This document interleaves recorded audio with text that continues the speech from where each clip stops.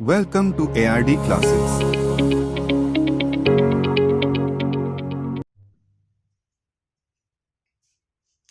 Hello students. तो कैसे हो आप सब।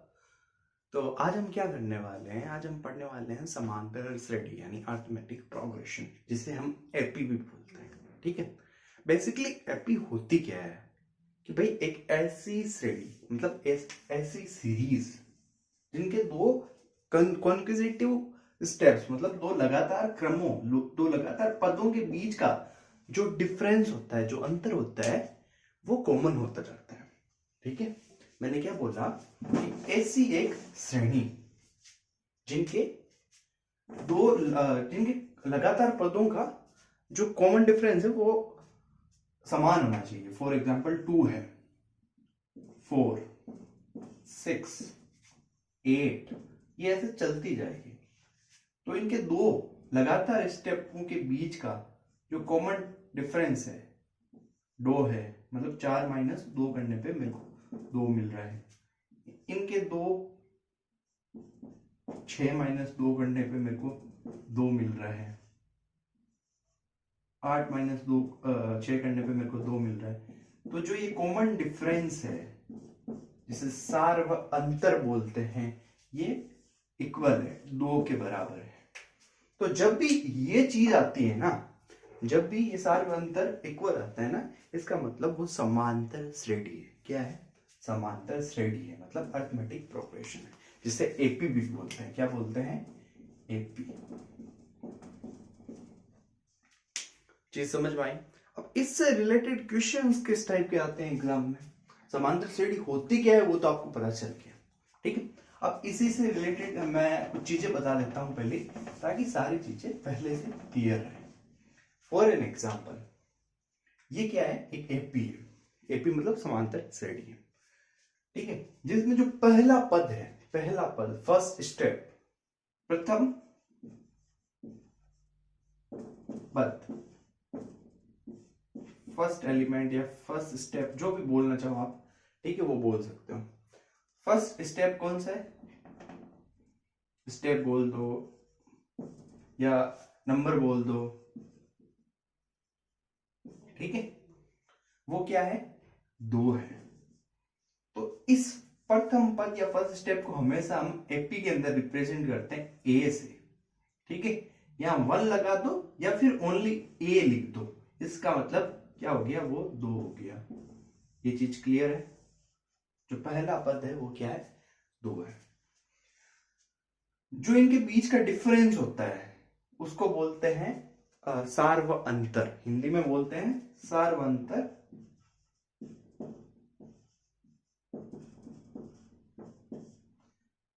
इंग्लिश में बोलते हैं कॉमन डिफरेंस।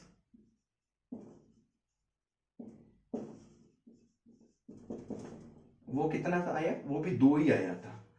उसको रिप्रेजेंट किससे करते हैं? उसको डी से रिप्रेजेंट करते हैं। डिफरेंस हो गया, क्या हो गया? 2 हो गया। ठीक है, ये चीज यहां तक क्लियर है?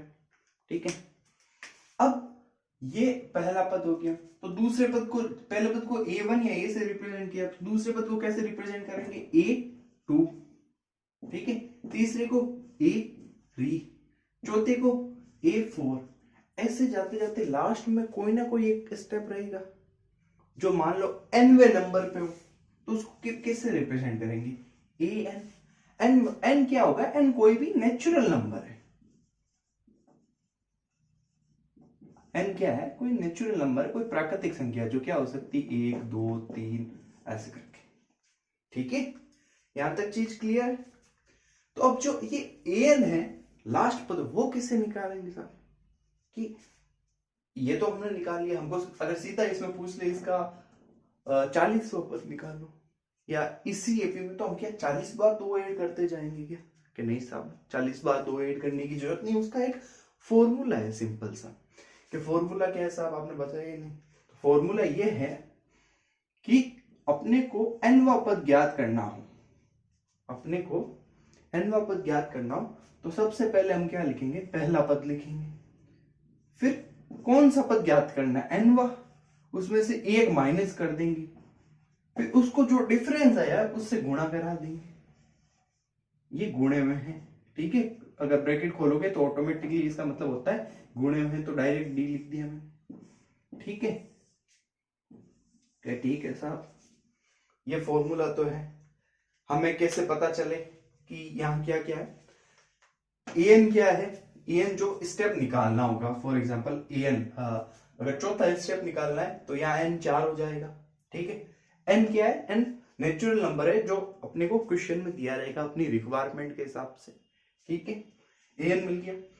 ए क्या है? ए यहाँ पे प्रथम पद है, मैंने बताया ना, ए 1 करो या फिर ए लिखो, जो क्या होता है फर्स्ट स्टेप होता है, प्रथम पद होता है, ठीक है। एन -1 करना है, एन में से जिसका निकालना है उसमें से ए कटा के उसको डी से मल्टीप्लाई करना है। चलो वेरिफिकेशन करते हैं। वेरिफिकेशन के लिए हमको पता है ये भी पड़ी 1 2 3 4, ये चौथा स्टेप में चौथे पे 8 आ रहा है। चलो वेरीफाई करते हैं। हमको A4 निकालना है इस फॉर्मूले से, A4, ठीक है। ए क्या है? ए 2 है हमारे पास, ठीक है साहब, ठीक है। एन क्या है? एन अपने को चौथा पद निकालना है, तो 4 - 1। अब डी क्या है? डी हमारे पास 2 आया, तो 2 से गुणा कर देंगे। A4 क्या आएगा? 2 आएगा, प्लस 4 में से 1 गया, कितना बचा? 3। 3 को 2 से गुना कराओ, कितना आएगा? 6। तो पहला पद कितने, चौथा पद कितना आ गया? 6 2 8। इसका मतलब ये सही है। फॉर एग्जाम्पल आपको मैं बोल दूं इसी एपी का 40वां पद ज्ञात करो, तो क्या करना है? एन को 40 मानना है, ए 40 हो जाएगा। ए क्या है? फर्स्ट स्टेप 2, फिर 40 - 1 करोगे तब क्या आएगा? 39 आएगा। फिर उसको 2 से, मतलब साल अंतर से गुणा कर दो, ठीक है। ये 40 कितना हो जाएगा? इसको गुना करो, 78 आया, प्लस इसमें 2 ऐड करो, इतना आएगा, 80 आ जाएगा, 80 आ जाएगा। चीज क्लियर हुई? ये था लास्ट स्टेप निकालना, कोई सा भी, मतलब एपी में से कोई सा भी स्टेप निकालने का फॉर्मूला ये है, एन बराबर ए प्लस एन -1 इंटू टी, ठीक है साहब। ये चीज तो क्लियर है यहां तक, ये तो हम निकाल लेंगे, ये तो हम निकाल लेंगे। अब किस टाइप का क्वेश्चन आता है साहब? अब किस टाइप का क्वेश्चन आता है? अब पूछ लेते हैं कि ये एपी है, पहला पद, दूसरा पद, तीसरा पद, इसके 20 पदों का योग क्या होगा, सम क्या होगा? सम यानी योग। 19 पदों का योग क्या होगा? 20 पदों का। अब ऐसा थोड़ी नहीं करेंगे, मैं 2 लिखूंगा, फिर उसमें 4 ऐड करूंगा, फिर 6 ऐड करूंगा, फिर 8 ऐड करूंगा, फिर आगे की, ऐसा तो करना नहीं है। तो उसका भी एक फॉर्मूला है। अब वो फॉर्मूला क्या है? वो फॉर्मूला है एस। क्या है? एस तो हो गया सम, एन क्या है? कितने पदों का निकालना है, एस एन बराबर, ठीक है, एस एन बराबर एन, जो कितने पदों का निकालना है उसमें 2 का भाग देना है, n/2, ठीक है। ब्रैकेट में 2a plus n-1 into D, ये फॉर्मूला है साहब n पदों का योग निकालने का। चलो आपने बता दिया सर n पदों का निकाल, वेरिफिकेशन करते हैं। वेरिफिकेशन करना जरूरी है। अब 4 पदों का योग निकालते हैं, 8 2 10 6 4 10, इनका योग 4 पदों का कितना हो रहा है? S4 कितना हो रहा है यहाँ पे? इसमें 20 हो रहा है साहब। तो यहां निकाल के बताओ मेरे को, अपना सिंपल सा काम करना है। कितने का? 4 पदों का निकालना है। n कितना है? n तो 4 है, तो 4/2 कर देंगे। a कितना है इसमें? a हमारे पास पहला पद 2 है, तो 2 × 2 हो जाएगा, प्लस n कितना है? 4 है, 4 में से 1 घटाएंगे, और डिफरेंस कितना है? डिफरेंस है 2। ये था। अब करो सोल्व, 4/2, 2, 2 × 2 4, प्लस 4 - 1 कितना बचेगा? 3, 3 दूनी 6, ठीक है। 6 4 10, और 10 × 2 कितना आएगा? 20। तो पहले चार पदों का योग यहाँ कितना था 20, फॉर्मूले से 20 आ रहा है, फॉर्मूले में कुछ भी गलत नहीं है, सब कुछ सही है। ठीक है, अब एक चीज और बताता हूं इसी फॉर्मूले के अंदर।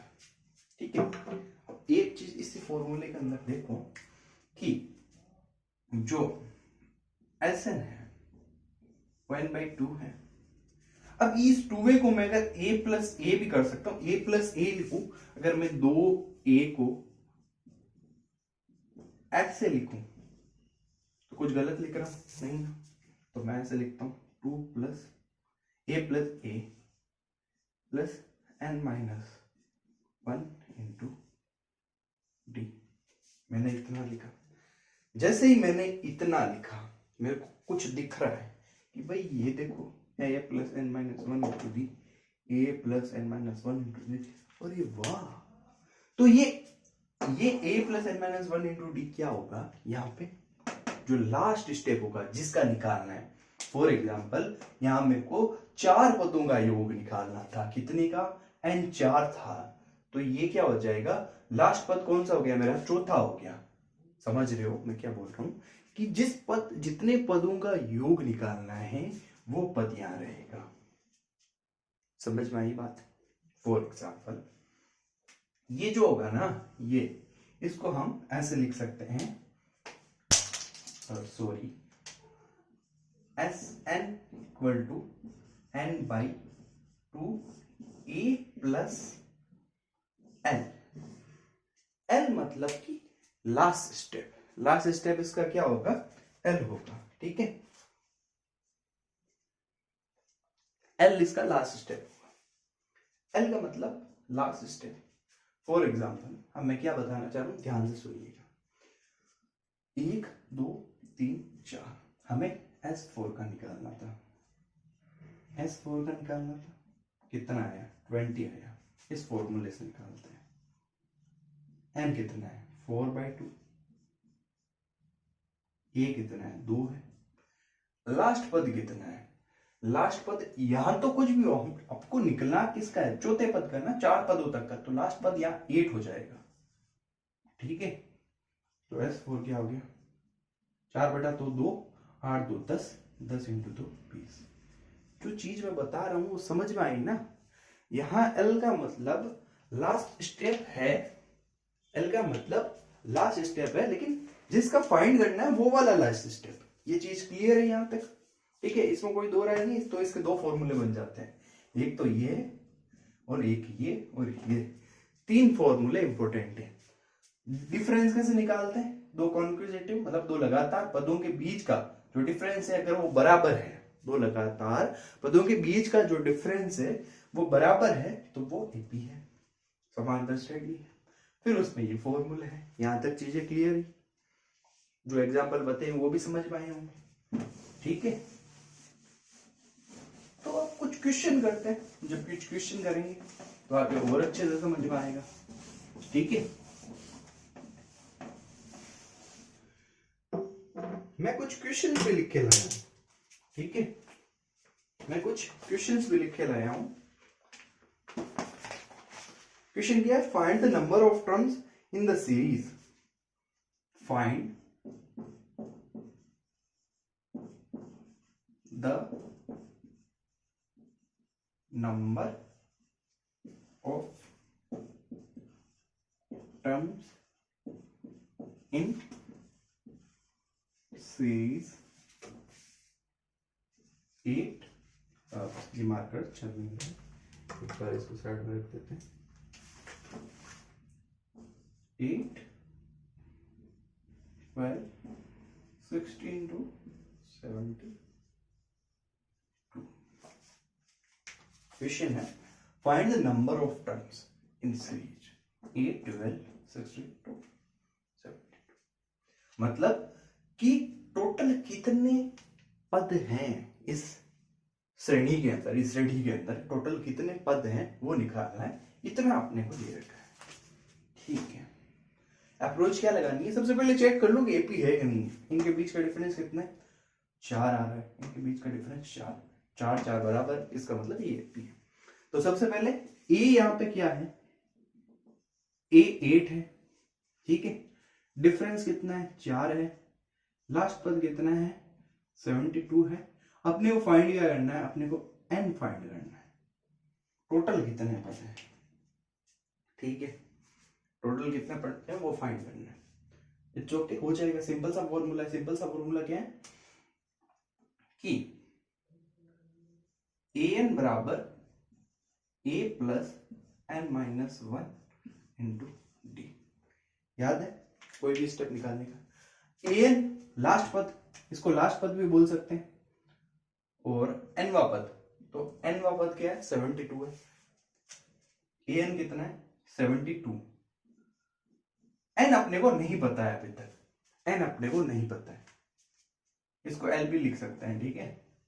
तो लास्ट पद क्या हो गया l या फिर an 72 हो गया। a क्या है, a 8 है हमारे पास।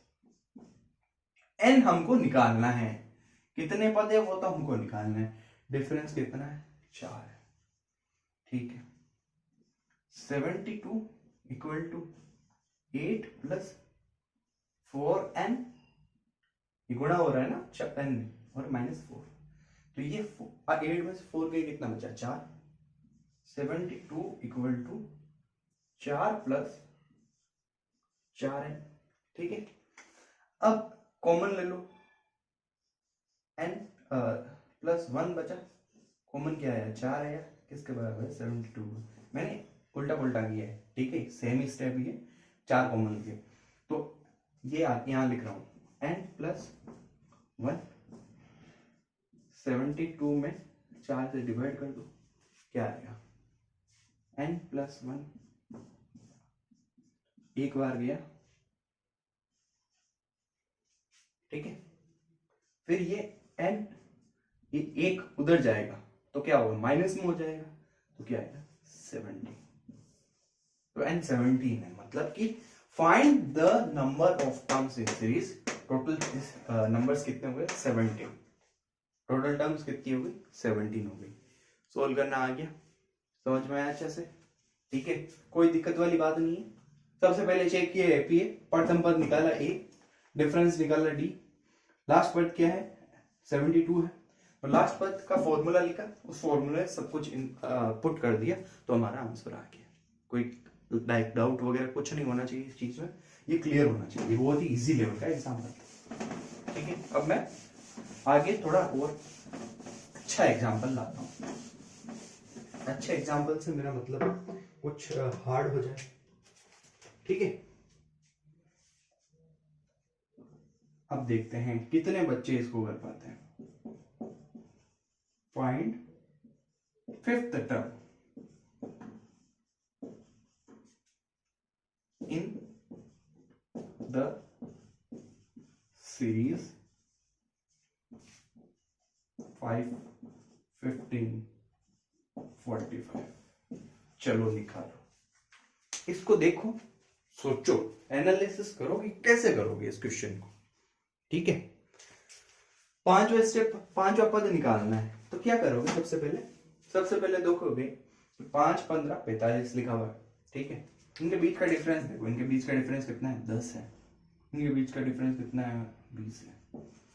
ये तो एपी नहीं है, इसका मतलब ये सवाल करना है, कैसा नहीं करना है, एपी नहीं है, बट सवाल को समझना पड़ेगा। क्या समझोगे कि 5 में जैसे ही 10 ऐड किया 15 में 20 ऐड करने में 45 हो रहा है, इसका मतलब जो डिफरेंस है वो इंक्रीज हो रहा है, इसका मतलब जो डिफरेंस है उसमें एपी बन रही है, ठीक है। तो सबसे पहले डिफरेंस कितना आया 10 आया, फिर डिफरेंस कितना आया 20 आया, ठीक है। तो अगला डिफरेंस क्या आएगा 30 आएगा, अगला डिफरेंस 30 आएगा। तो जैसे 30 इसमें ऐड करोगे तो क्या आएगा 4 3 7 75, ठीक है। तो अगला स्टेप में क्या आएगा डिफरेंस 30 40 हो जाएगा, तो 40 जैसे इसमें ऐड करोगे कितना आएगा 5 और 7 3 10 1 11 115, ठीक है। तो जो ये स्टेप है वो क्या आएगा 115 होएगा। सिंपल है, कुछ नहीं किया मैंने क्या किया 5 और 15 के बीच का डिफरेंस, इनके बीच का डिफरेंस, जो डिफरेंस है वो 10 10 इंक्रीज हो रहा है, ठीक है। तो इनके बीच का जो डिफरेंस है वो क्या है 10, इनके बीच का कितना डिफरेंस 10, के बीच का कितना डिफरेंस, तो ये एक एपी बन रही है 10, 20, 30। अब डिफरेंस इतना होगा, मेरे को पता 40 है, ये फिफ्थ टर्म ही निकालनी थी तो मैंने डायरेक्टली कर लिया। फॉर्मूले से करोगे तो वैसे ही आंसर आना है, क्योंकि फॉर्मूले से सबसे पहले क्या करोगे आप, इस एपी का वो स्टेप निकालोगे, फिर वो इसमें ऐड करोगे। इससे अच्छा जब फिफ्थ टर्म पहुंचे तो जल्दी से इजीली करो ना, अपने को तो एग्जाम में टाइम सेव करना है। ठीक है, ये चीज समझ में आई होगी। ठीक है, यहां तक सब चीजें क्लियर है, इसमें कोई डाउट नहीं होना चाहिए। ठीक है, Thanks for watching. Like, share and subscribe ARD classes.